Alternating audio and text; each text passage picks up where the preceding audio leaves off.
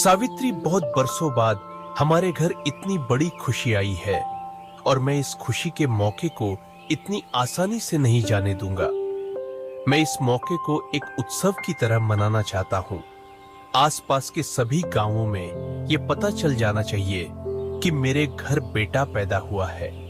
इसलिए मैंने एक बड़ी दावत रखी है जिसमें मैंने आसपास के गांव के सभी बड़े और रईस लोगों को बुलाया है और मैं नहीं चाहता कि उनके खातिरदारी में कोई कमी हो। और तुम देखना, मैं ऐसी दावत दूंगा कि लोग बरसों तक याद रखेंगे। हाँ जी, ये तो बहुत अच्छी बात है। आप जैसा ठीक समझें। वैसे आपने सभी लोगों को न्योता तो भेज दिया है क्या? हाँ भाग्यवान, तुम चिंता मत करो, मैं सारा इंतजाम कर चुका हूँ और इसमें तुम्हें चिंता करने की कोई जरूरत नहीं है। तभी पड़ोस का एक आदमी रघुवीर के घर आकर बोलता है, अरे रघुवीर जी, क्या हो रहा है? मैंने सुना है आप बहुत बड़ी दावत रख रहे हो। सारी तैयारियां हो गई क्या? हाँ भाई, सब कुछ तो हो गया है। थोड़े बहुत छोटे मोटे काम बचे हैं, वह भी हो जाएंगे। अरे रघुवीर जी, कोई छोटा मोटा काम हमारे लिए भी होगा तो वह बता देना। अरे नहीं नहीं, आपको कुछ करने की जरूरत नहीं, सब कुछ हो चुका है। अरे मैं एक बात पूछना तो भूल ही गया। वैसे तुमने हलवाई बुलाया है क्या? अरे हाँ, हलवाई के बिना दावत पूरी कैसे होगी? घनश्याम है ना, जो सबसे अच्छा खाना बनाता है, मैंने उसी को कहा है। अरे रघुवीर, मेरी एक बात मानो तो हमारे बगल का गांव है ना लखनपुर, वहाँ एक रामलाल नाम का आदमी रहता है। मैंने सुना है वह इतना अच्छा खाना बनाता है कि लोग उंगलियां चाटते रह जाते हैं। सच में मैंने उसके खाने की बहुत तारीफ सुनी है। और अगर तुम इतनी बड़ी दावत रख रहे हो तो मुझे लगता है कि तुम्हें इस आदमी को खाना बनाने का काम सौंपना चाहिए।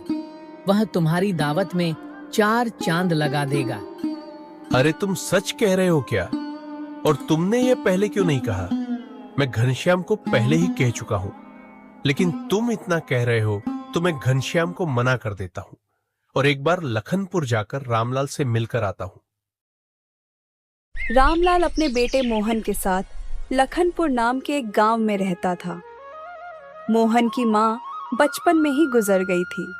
रामलाल हलवाई का काम करते थे और इसी काम से रामलाल का घर चलता था। मोहन के पिताजी का खाना बनाने में दूर दूर तक बहुत नाम था। लोग दूर दूर से आते और उनसे अपने यहाँ खाना बनवाते। सब कुछ अच्छा चल रहा था। तभी उनके घर रघुवीर सेठ आता है। अरे कोई घर पर है क्या? क्या यह रामलाल का घर है? हाँ बोलिए, मैं ही रामलाल हूँ। बोलिए, आपको क्या काम था? अरे रामलाल भाई, मैं पड़ोस के गांव से आ रहा हूं। मैंने तुम्हारे बारे में बहुत सुना है। मेरे गांव में भी तुम्हारे खाने के बारे में बहुत सुना है। तुम खाना बहुत ही स्वादिष्ट बना लेते हो। हाँ सेठ जी, आपने ठीक सुना है। लोग तो यही कहते हैं कि मेरे हाथ में जादू है। दरअसल सेठ जी, मुझे जितना आता है मैं बना लेता हूँ और वही लोगों को पसंद आ जाता है।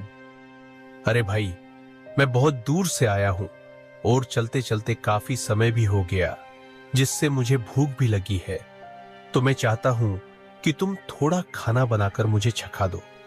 दरअसल मेरे घर में एक बहुत बड़ी दावत है और उसमें बहुत बड़े बड़े लोग आने वाले हैं। तो मैं नहीं चाहता कि उस दावत में कोई कमी रहे। अगर तुम मुझे थोड़ा सा चखा दोगे तो मैं भी पूरी तरह से निश्चित हो जाऊंगा। हाँ सेठ जी, इसमें कौन सी बड़ी बात है। अभी अभी खाना बना है, आप भी बैठ जाइए। और फिर रामलाल अपने हाथ का बना खाना रघुवीर सेठ जी को परोस देता है। सेठ जी खाना खाकर बहुत खुश हो जाते हैं और बोलते हैं, वाह रामलाल, जो मैंने सुना था वह एकदम बिल्कुल सच निकला। तुम्हारे हाथ में तो जादू है, जादू। ऐसा खाना तो मैंने तक नहीं खाया। सच में बहुत स्वादिष्ट भोजन है।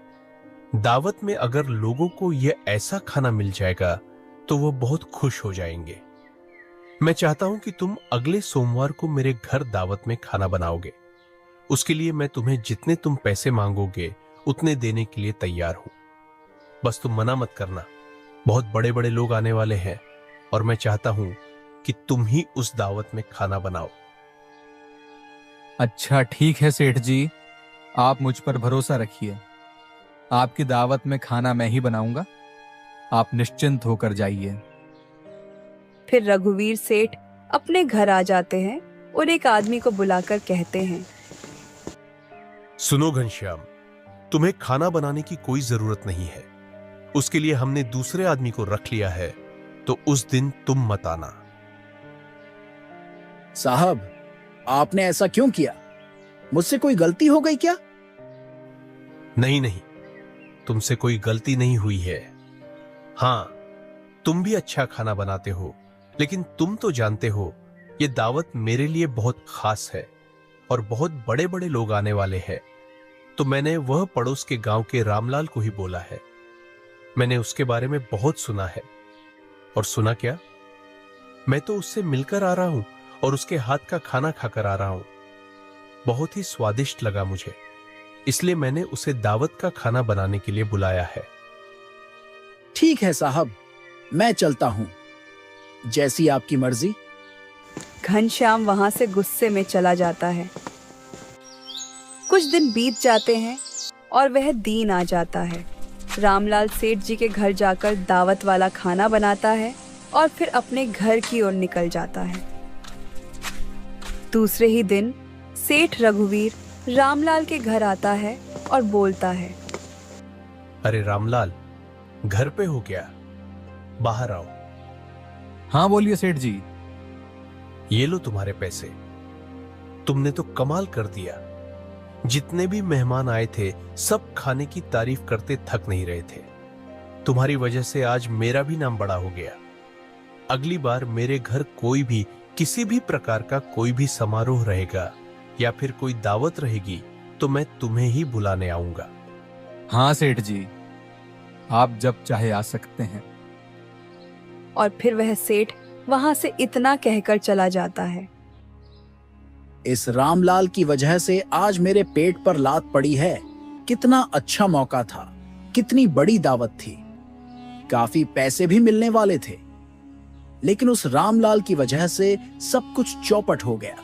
पहले तो उसकी अपने गांव में ही चलती थी, लेकिन अब तो आज पड़ोस के गांव में भी उसी के चर्चे होने लगे हैं, जो मेरे लिए बिल्कुल भी अच्छा नहीं है। अगर ऐसा चलता रहा तो मैं तो पेट भरने लायक भी नहीं बचूंगा। मेरे गांव की ओर भी लोग भी दावत के खाने के लिए उसे बुलाया करेंगे। मुझे कुछ करना पड़ेगा। ऐसे ही कुछ दिन बीत जाते हैं। एक दिन घनश्याम के घर पर एक आदमी आता है और बोलता है, अरे घनश्याम, सुनते हो, अगले हफ्ते मेरे बेटे की शादी है। क्या तुम मेरे घर शादी में खाना बना पाओगे? हाँ भाई, क्यों नहीं, जरूर बनाऊंगा। पर घनश्याम, तुम पैसे कितने लोगे? देखो भाई, सारा सामान तो तुम्हारा ही होगा, बस मेहनत के मुझे 3,000 रुपए दे देना। ये क्या कह रहे हो तुम? सारा सामान मेरा और ऊपर से तुम्हें 3,000 रुपए भी दूं? बाप रे, क्या तुम पूरे साल की कमाई मुझसे निकलवाना चाहते हो? नहीं नहीं भाई, 3,000 रुपए बहुत ज्यादा है। पहले ही महंगाई कितनी बढ़ गई है। देखो भाई, अगर तुम 1,000 में कर दो तो ठीक है, वरना बगल के गांव वाला रामलाल है, मैं उससे ही खाना बनवा लूंगा। वह कम पैसों में स्वादिष्ट खाना भी बनाता है। तुम लोग क्या रामलाल रामलाल कहते रहते हो? वह रामलाल क्या झोल कर रहा है, ये तो सिर्फ मुझे ही पता है। वो किस घटिया किस्म का अनाज इस्तेमाल करता है ये मैं ही जानता हूं। तुम लोग उसे अच्छे दर्जे का सामान तो दे देते हो, लेकिन वह अच्छे दर्जे का सामान बाजार में ऊंचे दामों में बेचता है और मिलावटी व सस्ते सामान से खाना बनाता है, और तुम लोग भी उसी की वाहवाही करते रहते हो। जाओ भाई, तुम उसी से ही खाना बनवा लो। मैं तो 3,000 रुपए बिना काम नहीं करूंगा, क्योंकि मैं उसकी तरह धोखेबाज नहीं हूं। मैं ईमानदारी से खाना बनाता हूं।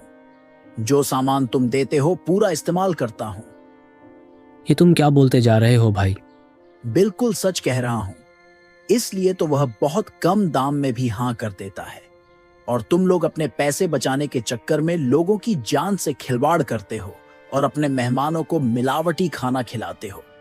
मुझे जो कहना था मैंने कह दिया, इसके आगे तुम्हारी मर्जी।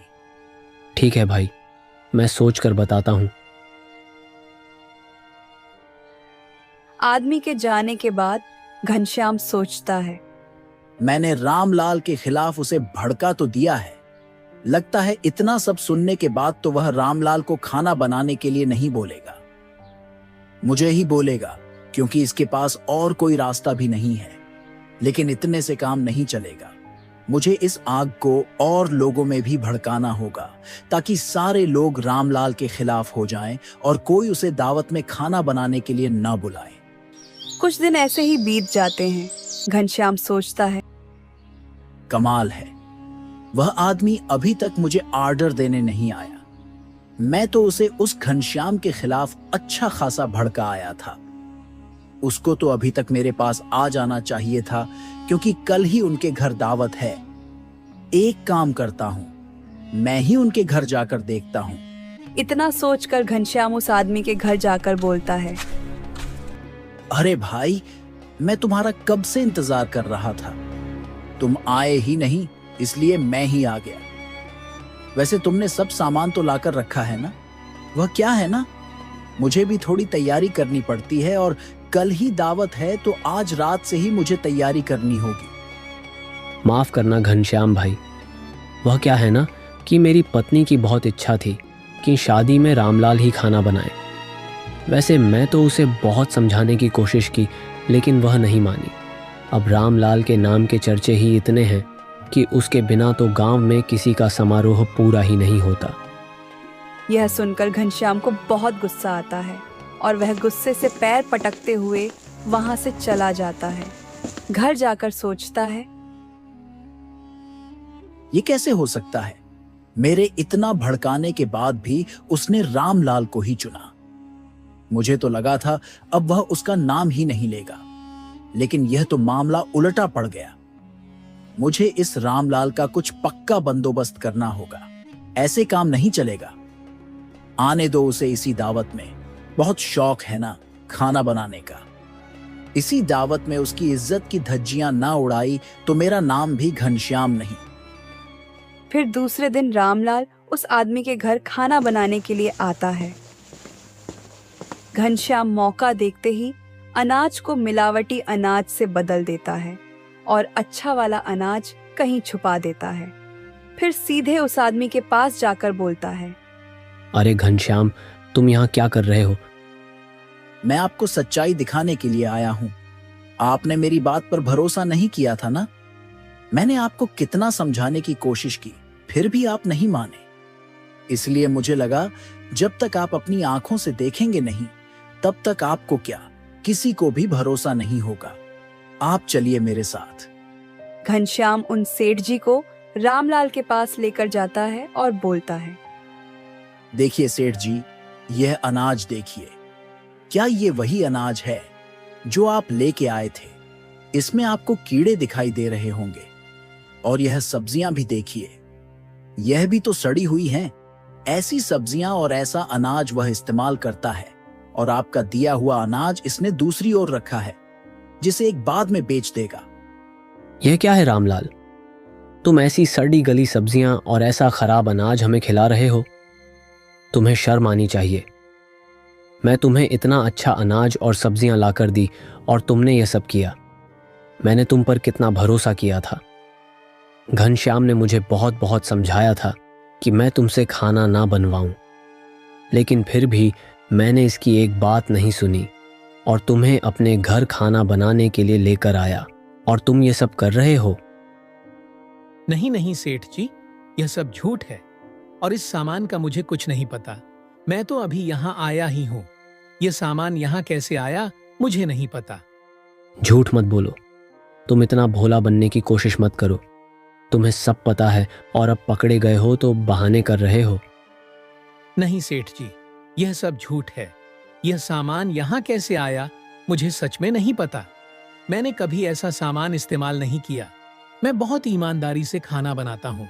आज तक ऐसा मेरे साथ कभी नहीं हुआ। आप किसी से भी पूछ लीजिए, मैं ऐसा नहीं हूं। जरूर किसी ने यह जानबूझकर किया है। बस करो, और कितना झूठ बोलोगे? मैं अपनी आंखों से देख चुका हूं, फिर भी मेरे मुंह पर ही झूठ बोलते हो। तुम्हें शर्म नहीं आती? उठो यहां से और निकल जाओ। मुझे तुम्हारी कोई जरूरत नहीं है और घनश्याम तुम बाकी का काम संभाल लो। रामलाल का बहुत बड़ा अपमान होता है। वह निराश होकर घर चला जाता है।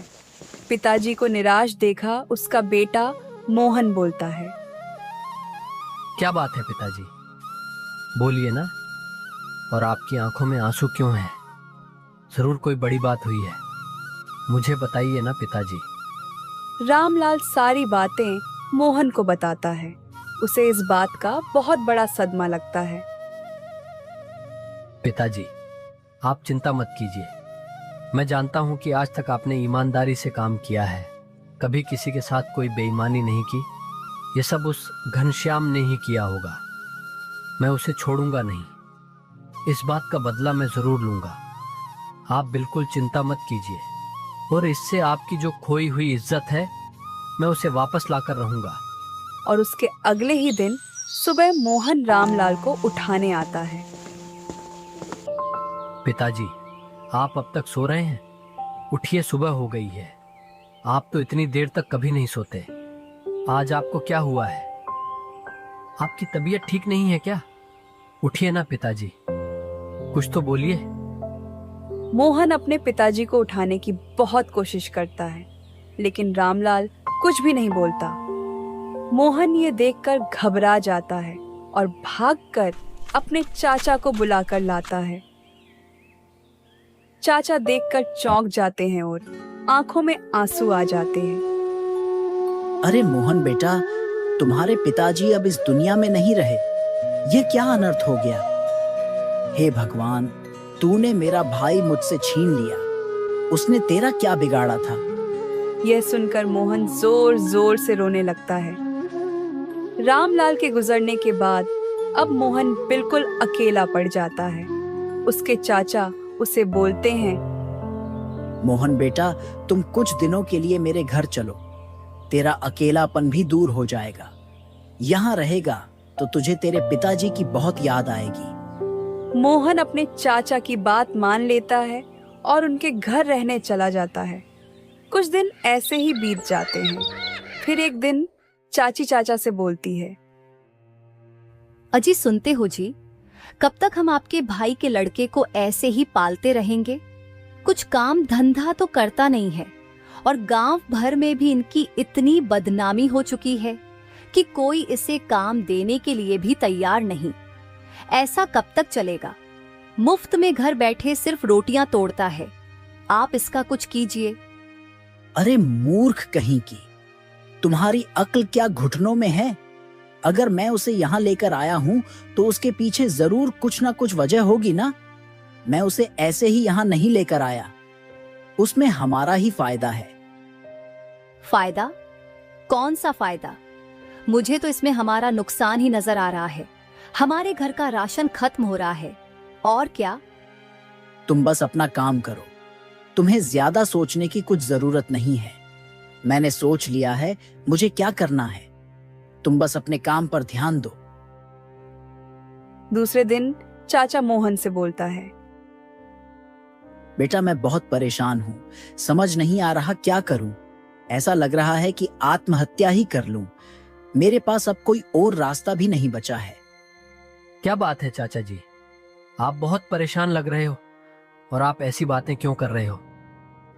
मोहन बेटा, मैंने किसी साहूकार से बहुत बड़ा कर्ज लिया था और उसे देने का समय नजदीक आ गया है, और मेरे पास अब भी देने के लिए एक फूटी कौड़ी भी नहीं है। और वह मुझे रोज परेशान करता है, मारने की धमकी देता है। इससे अच्छा तो मैं एक बार में ही मर जाऊं, क्योंकि मेरे पास उसे देने के लिए अभी कुछ भी नहीं है, और ये घर भी गिरवी पड़ा है। कुछ समझ नहीं आता पैसे कहां से लाऊं। चाचा जी, आप चिंता मत कीजिए, और मरने की बात तो बिल्कुल भी मत सोचिए। मैंने अपने पिताजी को खो दिया है, अब आपको नहीं खोना चाहता। अब आप ही तो मेरे लिए मेरे पिताजी हैं। आप एक काम क्यों नहीं करते? आप मेरा घर बेच दीजिए। वैसे भी मैं तो यहीं रह रहा हूं। आज के बाद आप ही मेरे लिए सब कुछ हैं। आपके अलावा मेरा इस दुनिया में अब है ही कौन? आप मेरे घर को ही बेच दीजिए और उस आदमी के पैसे उसे दे दीजिए। नहीं नहीं बेटा, ये तुम क्या कह रहे हो? वह घर तो तुम्हारे पिताजी की आखिरी निशानी है। मैं उसे नहीं बेच सकता, मेरा दिल नहीं मानेगा। नहीं चाचा जी, ऐसी कोई बात नहीं है। आप ज्यादा मत सोचिए। आप उस घर को बेच ही दीजिए और जितने भी पैसों की जरूरत है आप ले लीजिए। ठीक है बेटा, अब तुम इतना कह रहे हो तो मैं कल वो घर बेच देता हूँ। वैसे बेटा तुम्हारा दिल बहुत बड़ा है। तुम्हारा बहुत बहुत धन्यवाद बेटा।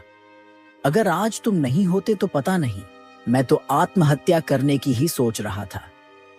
मेरे लिए इसके अलावा कोई और रास्ता नहीं बचा था। आज तुमने मुझ पर बहुत बड़ा एहसान किया है। चाची यह सारी बातें दूर से सुन रही होती हैं और सोचती है, अच्छा, तो इनके मन में यह सब चल रहा था। इन्होंने तो बहुत अच्छी चाल चली है। वैसे भी हम दोनों की तो कब से नजर थी उस घर पर। उस घर को लेकर तो बरसों से दोनों भाइयों के बीच झगड़ा चल रहा था। आखिरकार वह घर अब हमें मिल ही जाएगा। ऐसे ही कुछ दिन बीत जाते हैं और फिर धीरे धीरे चाची के तेवर बदलने लगते हैं। अरे मोहन, जरा तुम भी कुछ काम धंधा ढूंढ लो। कब तक यूं ही घर पर बैठे रहोगे और मुफ्त की रोटियां तोड़ते रहोगे? अब तुम बड़े हो गए हो, तुम्हें भी कोई काम धंधा ढूंढ लेना चाहिए और अपना खुद का कुछ देख लेना चाहिए। कब तक अपने चाचा के भरोसे रहोगे? तुम्हारे चाचा अब बूढ़े हो चुके हैं। उनसे अब इतना काम नहीं हो पाएगा कि वह तुम्हें भी पाल सके और इस घर को चला सके। इस तरह वह हर बात पर मोहन को ताने देने लगती है। यह सब सुनकर मोहन गांव में काम ढूंढने चला जाता है। तभी थोड़ी देर बाद चाचा घर आते हैं और चाची से बोलते हैं, अरे भाग्यवान मोहन कहीं दिखाई नहीं दे रहा। कहाँ गया है वो? पता नहीं जी, कहाँ गया है निकम्मा कहीं का। सारा दिन बस मुफ्त की रोटियां तोड़ता रहता है। क्या हमने उसे जिंदगी भर पालने का ठेका ले रखा है? आप इसे घर से निकाल क्यों नहीं देते? अरे भाग्यवान, कैसे निकालूं? निकालना तो मैं भी चाहता हूँ, लेकिन हमने ही तो उसका घर ले रखा है। निकलकर वह कहाँ जाएगा? कहीं भी जाए, उसे हमें क्या लेना देना। अब कोई छोटा बच्चा नहीं है वह। शादी लायक उम्र हो चुकी है उसकी। अपने आप ही काम कर खा सकता है। आप उसकी चिंता मत कीजिए, आप बस उसे घर से निकाल दीजिए। लेकिन भाग्यवान, मैं उसे घर से कैसे निकालूं? मैं उसे क्या कहूंगा? वह आप मुझ पर छोड़ दीजिए। आप बस इतना ही कीजिए जितना मैं कह रही हूँ। अगले ही दिन सुबह सुबह चाची बोलती है, सुनिए जी, मेरे गहने कहीं मिल नहीं रहे हैं। तिजोरी पूरी तरह से खाली है। सारे गहने गायब हैं। ये सब कैसे हो सकता है? ये सब किसने किया होगा? लगता है हमारे घर में चोरी हो गई है और चोरी हमारे घर के किसी सदस्य ने ही की है, क्योंकि वे गहने मैंने ऐसी जगह रखे थे जो सिर्फ हमारे घर के सदस्यों को ही पता थे। तुम कहना क्या चाहती हो? सारे गहने मैंने चुराए हैं। मैंने कब कहा कि आपने ही चुराए हैं? हम दोनों के अलावा भी इस घर में एक और सदस्य रहता है। मैं उसकी बात कर रही हूँ। चाची, आप ये क्या बात कर रही हैं? मैंने कोई गहने नहीं चुराए। चुप कर निकम्मे कहीं के। मैंने तुम्हें एक दिन काम देखने के लिए क्या बाहर भेज दिया? तुमने तो मेरे गहने ही चुरा लिए और अब नाटक कर रहा है। सच सच बता, कहाँ रखे हैं मेरे गहने? चाचा जी, ये सच नहीं है, मेरा भरोसा कीजिए। अजी देखिए, मैं कह देती हूँ, अगर वह गहने मुझे इसके कमरे में मिले तो फिर या तो मैं रहूंगी या फिर वो। मैं उसे अपने घर से बाहर निकाल दूंगी। उसके बाद जैसे ही मोहन के कमरे की तलाशी ली जाती है, वह गहने उसके कमरे में मिल जाते हैं। यह देखकर मोहन चौंक पड़ता है। देखा, मैंने कहा था ना, इसी मोहन ने सारे गहने चुराए थे। एहसान फरामोश कहीं का। जिस थाली में खाता है उसी में छेद करता है। तुम्हें शर्म नहीं आती? यहाँ कब से रह रहा है, चाचा की कमाई पर पल रहा है। ये नहीं कि उनको कुछ कमा कर दे दे, बल्कि उनके ही पैसों पर ऐश कर रहा है और उनके ही घर में चोरी करता है। तुझे शर्म नहीं आती? मुझे सच में नहीं पता कि ये गहने यहाँ कैसे आए।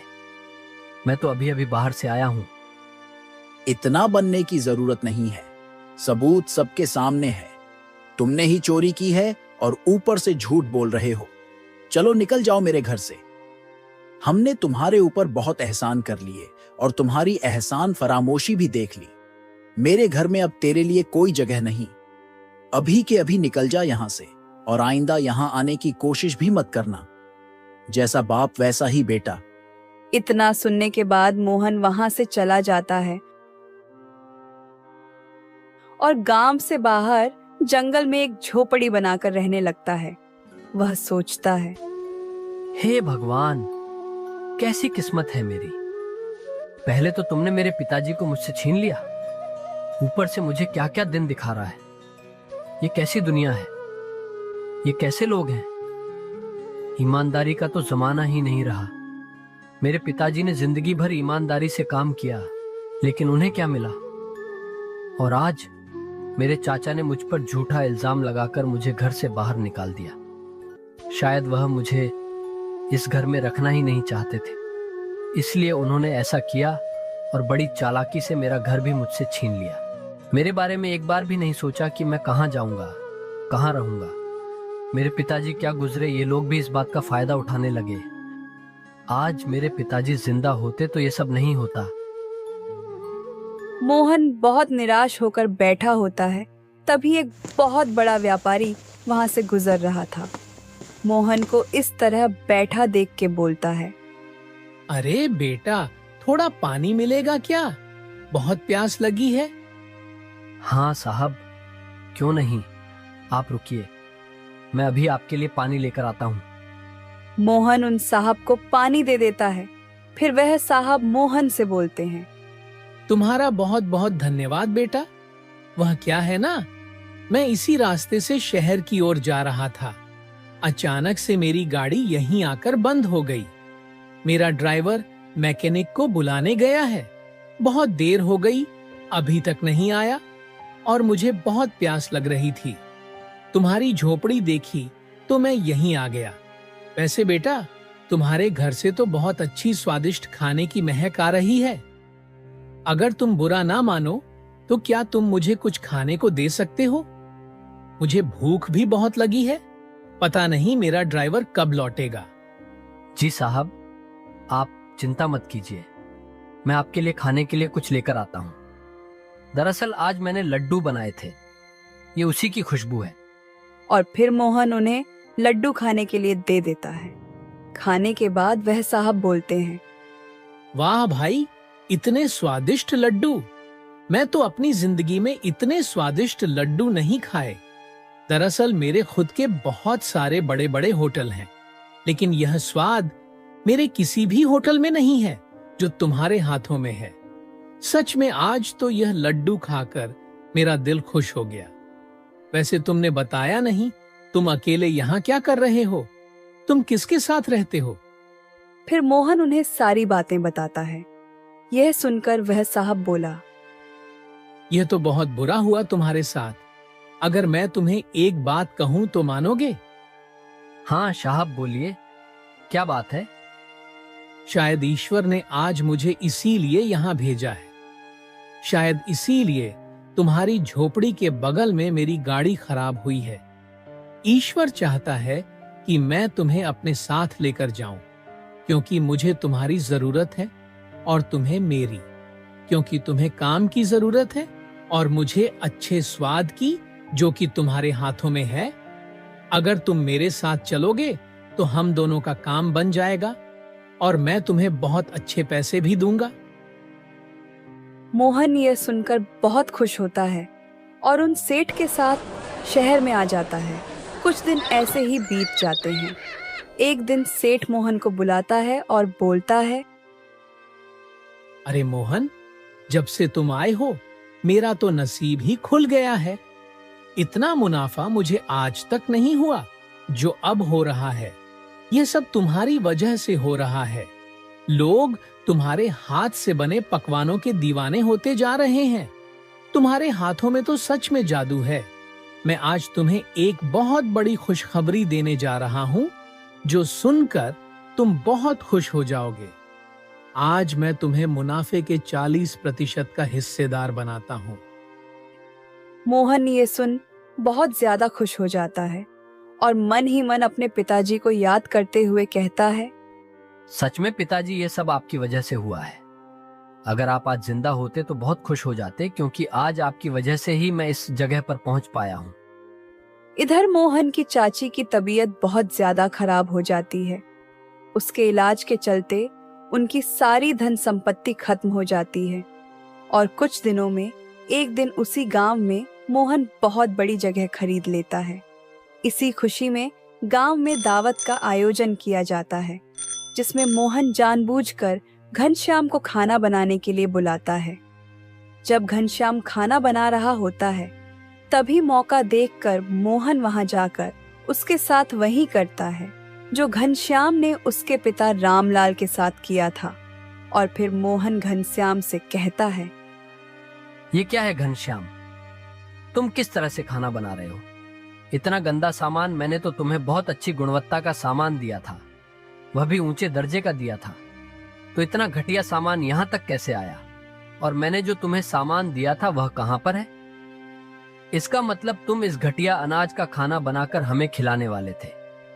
नहीं साहब, मैंने ऐसा कुछ नहीं किया। मुझे नहीं पता यह यहाँ कैसे आया। मैं कुछ नहीं जानता। ऐसे कैसे नहीं जानते?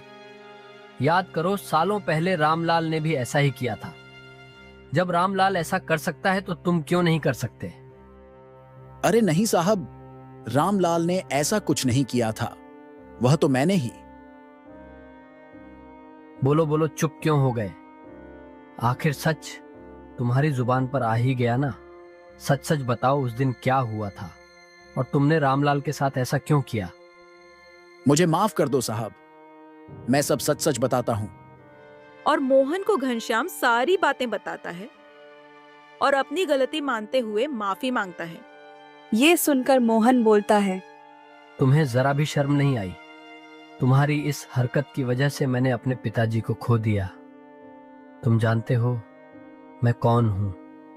मैं उस रामलाल जी का ही बेटा हूं, जिसके यहाँ तुम आज खाना बनाने के लिए आए हो। घनश्याम ये सुनते ही चौंक जाता है और शर्म से गर्दन झुका लेता है। इधर चाचा को भी पता चलता है कि मोहन अब बहुत बड़ा आदमी बन गया है, तो चाची चाचा से कहती हैं, सुनिए जी, मैंने सुना है मोहन इस गांव में आया है और वह बहुत बड़ा आदमी बन चुका है। आप उसके पास जाकर बात क्यों नहीं करते? वह हमारी कुछ तो मदद कर ही देगा। आखिर हम उसके चाचा चाची हैं। भाग्यवान, किस मुंह से मैं मोहन के पास जाऊं? मुझे तो अपने आप को उसका चाचा कहते हुए शर्म आने लगी है। तुम भूल गई, हमने उसके साथ क्या कुछ नहीं किया। हमने उसका घर छीन लिया, यहां तक कि उसे जानबूझकर इस घर से भी निकाल दिया। और तुम चाहती हो कि मैं उससे मदद मांगूं। वह हमारी मदद क्यों करेगा, जबकि हमने उसके साथ बहुत बुरा किया है। हमारे साथ जो कुछ भी हो रहा है वह हमारे कर्मों का ही नतीजा है। हमने उसके साथ बहुत बुरा किया है और आज देखो वह लड़का कहां से कहां पहुंच गया और हमारी हालत क्या हो गई। यह हमारे कर्मों की सजा है। मैं अपने आप को कभी माफ नहीं कर पाऊंगा। उधर मोहन यह सारी बातें सुन लेता है। वह अपने चाचा से मिलने आ ही रहा था। वह ये सब सुनकर अंदर जाकर अपने चाचा से बोलता है, बस चाचा जी, आपको और माफी मांगने की कोई जरूरत नहीं। मैंने सब सुन लिया है और मुझे आपसे कोई शिकायत नहीं है। आपको अपनी गलती की सजा मिल चुकी है। अरे चाची, ये आपने क्या हाल बना के रखा है? आप चलिए मेरे साथ, मैं आपका शहर में इलाज कराता हूँ। यह बात सुनकर चाची की आंखों में आंसू आ जाते हैं। तो दोस्तों, कैसी लगी आपको ये कहानी? कमेंट बॉक्स में जरूर बताएं और चैनल को जरूर से सब्सक्राइब कर दीजिएगा। धन्यवाद।